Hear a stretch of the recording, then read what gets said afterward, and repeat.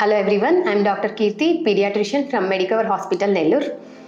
ఓపీకి వచ్చే regular కంప్లైంట్స్లో cough కాకుండా most patients complaint చేసేది వామిటింగ్స్ అనేసి. అది న్యూబార్న్ ఏజ్ నుంచి అర్లీ అడాల్సెంట్ ఆ ఏజ్ వరకు కూడా ఉంటుంది.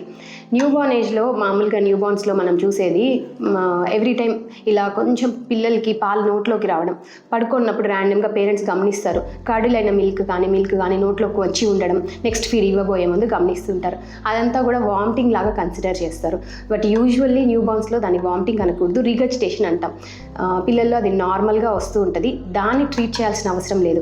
యూజువల్లీ డోమ్స్టాల్ డ్రాప్స్ అని ఇస్తూ ఉంటారు పీడియాట్రిషియన్స్ ఇంట్లో హోమ్ యూస్ కోసం అనేసి, పేరెంట్స్ కోసం. దాన్ని ఎక్కువ యూస్ చేయడం అలాంటివన్నీ జరుగుతూ ఉంటాయి. It's better not to give those medications, ఎందుకంటే దానివల్ల డ్రగ్ రిలేటెడ్ సైడ్ ఎఫెక్ట్స్ కూడా ఉంటాయి.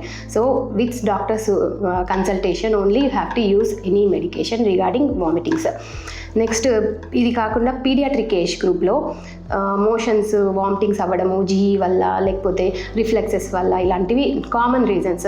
But usually most of them will subside 2 or 3 డేస్లో మ్యాక్సిమం.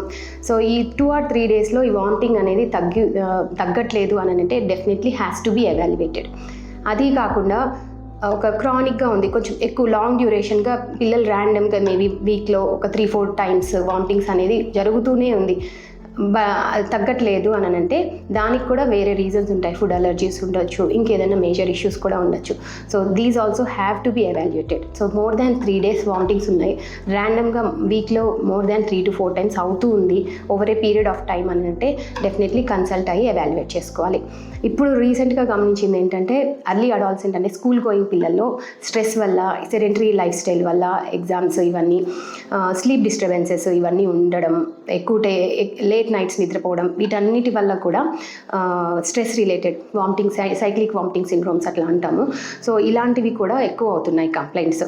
సో ఇవన్నీ కూడా డెఫినెట్లీ ఎవాల్యుయేట్ చేసుకొని ప్రాపర్ ట్రీట్మెంట్ అనేది తీసుకోవాలి. Thank you.